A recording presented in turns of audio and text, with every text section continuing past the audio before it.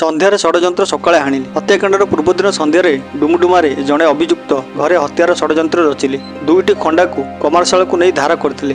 ଆଉ ସକାଳେ 6 ନମ୍ବର ଜାତୀୟ ରାଜପଥ ଉପରେ 4 ଜଣ ଅଭିଯୁକ୍ତ ମିଶି ନାରକୀୟ କାଣ୍ଡ ରଚିଲେ। ସଫେଇ କର୍ମଚାରୀ ସଂଘ ନେତା ସହଦେବ ନାୟକଙ୍କୁ ଲୋମଟାକୁର ହତ୍ୟା ମାମଲା ପୁଲିସ ତଦନ୍ତରୁ ଏହା ଜଣାପଡ଼ିଛି। ବ୍ରାଉନ୍ ସୁଗାର ବେପାରୀଙ୍କୁ ବିରୋଧ ଓ ପୂର୍ବ ଶତ୍ରୁତା ହିଁ ହତ୍ୟା ପଛରେ କାରଣ ବୋଲି ପୁଲିସ ଦର୍ଶାଇଛି। ଡିସିପି ପିନାକ ମିଶ୍ର କହିଛନ୍ତି, ମଞ୍ଚେଶ୍ୱର ଥାନା ପୁଲିସ ହତ୍ୟା ମାମଲାରେ ଆଉ 2 ଜଣଙ୍କୁ ଗିରଫ କରିଛି। ସେମାନେ ହେଲେ ରାକେଶ ନାୟକ ଓରଫ ଅଣ୍ଡା ଓ ପତ୍ନୀ ଲକ୍ଷ୍ମୀ ନାୟକ ଓରଫ ଲକି।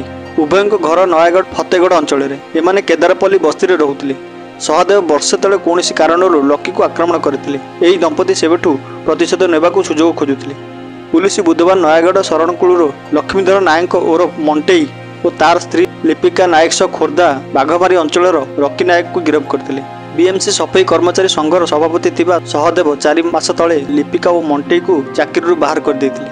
ସେଥିପାଇଁ ଉଭୟ ପ୍ରତିଶୋଧ ନେବା ଯୋଜନା କରୁଥିଲେ। ଏହା ବ୍ୟତୀତ ବ୍ରାଉନ୍ ସୁଗାର କାରବାରର ଗତ ଡିସେମ୍ବର 4ରେ ଲିପିକାକୁ ଅବକାରୀ ଟିମ୍ ଗିରଫ କରିବାରୁ ଏଥିରେ ସହଦେବଙ୍କ ହାତ ଥିବା ସନ୍ଦେହ କରି ସ୍ୱାମୀ ସ୍ତ୍ରୀ ପ୍ରତିଶୋଧ ନିଆଁ ଆହୁରି ତେଜିଥିଲା। ଗତ 5 ତାରିଖରେ ଲିପିକା ଜେଲରୁ ମୁକୁଳିବା ପରେ ସ୍ୱାମୀ ମଣ୍ଟେଇ ସହ ମିଶି ଅଣ୍ଡା ଓ ଲକିଙ୍କୁ ଭେଟିଥିଲେ। ଉଭୟ ଦମ୍ପତିଙ୍କ ଶତ୍ରୁ ସହଦେବଙ୍କୁ ରାସ୍ତାରୁ ସଫା କରିବାକୁ ସେମାନେ ଯୋଜନା କଲେ। ରକି ଓ ଫେରାର ଥିବା ତାର ମାମୁଁ ସୁଶାନ୍ତ ନାୟକଙ୍କୁ ଏଥିରେ ସାମିଲ କଲେ। 7 ତାରିଖ ସନ୍ଧ୍ୟାରେ ସୁଶାନ୍ତର ଡୁମୁଡୁମା ସ୍ଥିତ ଘରେ ସମସ୍ତେ ଏକାଠି ହୋଇ ଯୋଜନା କରିଥିଲେ। ବୁଧବାର ସକାଳୁ ମାମୁଁ ଭଣଜା ଗୋଟିଏ ପଲ୍ସର ବାଇକ୍ରେ ଓ ଲିପିକା ମେଣ୍ଟେଇ ଅନ୍ୟ ଏକ ବାଇକ୍ରେ ସହଦେବଙ୍କୁ ପିଛା କଲେ।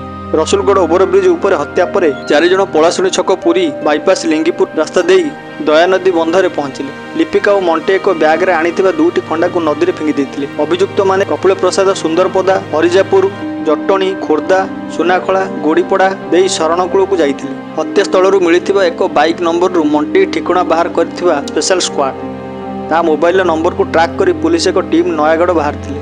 ଅଭିଯୁକ୍ତମାନଙ୍କୁ ଶରଣକୂଳରେ ପହଞ୍ଚିବା ପୂର୍ବରୁ 3 ଜଣଙ୍କୁ କାବୁ କରିଥିଲେ, କିନ୍ତୁ ଘଟଣାସ୍ଥଳରୁ ସୁଶାନ୍ତ ଖସି ପଳାଇଥିଲେ। ମଞ୍ଚେଶ୍ୱର ଥାନା ପୁଲିସ ମାମଲା ରୁଜୁ କରି ବିଏନ୍ଏସ୍ ଦଫା 103 ଲଗାଇଛି। ଆକ୍ରମଣରେ ବ୍ୟବହୃତ 2ଟି ବାଇକ୍, 2ଟି ଖଣ୍ଡା, 4ଟି ମୋବାଇଲ, ରକ୍ତ ଭିଜା ସାର୍ଟ, 2ଟି ବ୍ୟାଗ୍ ପୁଲିସ ଜବତ କରିଛି। ପୁଲିସ ଅଭିଯୁକ୍ତମାନଙ୍କୁ ଦୟାନଦୀ ପଠାକୁ ନେଇ କ୍ରାଇମ୍ ସିନ୍ ରିକ୍ରିଏସନ୍ କରିଥିଲେ। ସମସ୍ତ ଅଭିଯୁକ୍ତଙ୍କର ଅପରାଧିକ ଇତିହାସ ଉଣ୍ଡାଳୁଛି ପୁଲିସ।